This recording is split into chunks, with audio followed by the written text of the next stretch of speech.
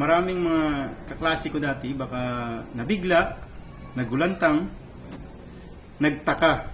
Gagawa tayo ng isang reaction na video na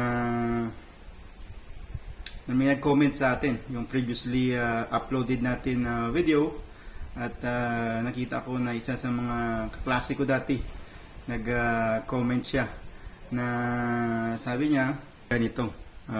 Tingnan natin.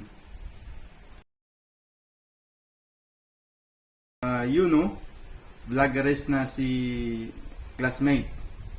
Well, gusto ko lang i-highlight na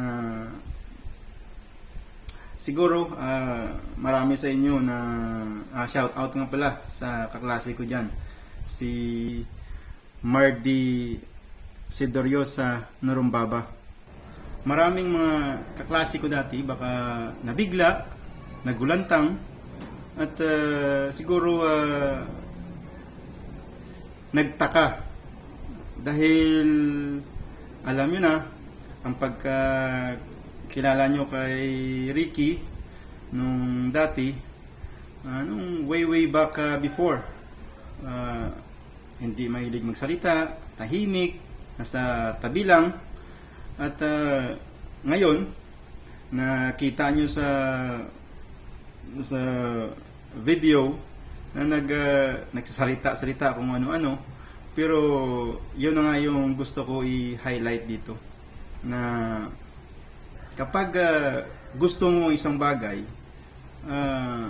walang pwedeng magadlang sa'yo, unless otherwise hindi mo ito susubukan. So sinubukan ko na magsalita at mag-record ng video at nakita ko naman na maraming natuwa dahil siguro hindi dahil sa sobrang galing ko magsalita, pero nakita nila na nag-improve yung Ricky na hindi nagsasalita at yung Ricky ngayon na nakikita nila sa video ay kaya na humarap sa camera at magsalita.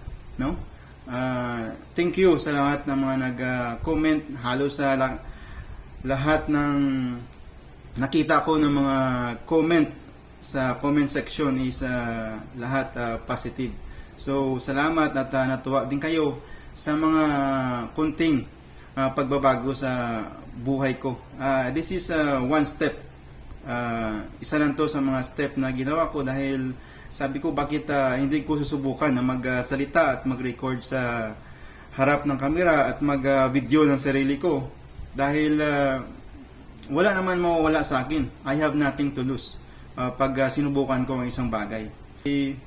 Nag-enroll tayo sa isang program na sa tingin ko malaki ang may tutulong sa akin. Shout out pala kay kasusyong Arven Orobia. Itong program na to ay tinatawag na Kasusyong Malupit Content Creation. So nag-enroll tayo dito para maka-gather tayo ng skills at maka-develop din ng lakas ng loob sa sarili natin, no? Confidence kumbaga. Di lang lahat na sa yung alam natin ay pagbabarko. Kaya ang pinaniwalaan ko dito na develop mo yung self-confident mo, mayroon kang mafe-feel na something satisfaction dahil nakatawid ka in small steps, nakagawa ka ng something na kakaiba sa sarili mo. So yan, nagiging isa yan sa mga benefits na nakita ko sa sarili ko na once nang sinubukan ko na gumawa ng video, ay na-feel ko talaga na I feel satisfied and nakita ko talaga na something kakaiba sa sarili ko. Tumaas yung self-confident ko talaga. Yung nakikita ko dito na kalaban natin, yung ito is yung sarili natin. Na natakot tayo na ma-reject, natakot tayo na masabihan ng iba. Lang dito ng lahat yan kapag hindi mo yan nilabanan or hindi natin nilabanan yan, magiging hadlang palagi yan sa anumang bagay yung gusto mong marating sa iyong buhay. Ikaw at ikaw lang mismo ang makapabago sa iyong buhay. So kaya samahan niyo ako at labanan natin yung hiya, yung lahat na yan. Kaya pinapayo ko sa inyo na huwag kayong matakot magsubok. Kaya subok lang ng subok hanggang sa makuha niyo yung momentum. At the end of the day, wala namang mag-benefits dito, kundi lahat, pamilya natin, lahat na umaasa sa atin, sila yan mag-benefits. Kung ikaw nagkaroon ng lakas ng loob, i-snowball yan sa lahat ng nakapaligid sa atin, pamilya natin, yung mga anak natin. Kaya anuman ang gagawin natin dito sa mundong ibabaw, all the glory and honor belongs to the Lord.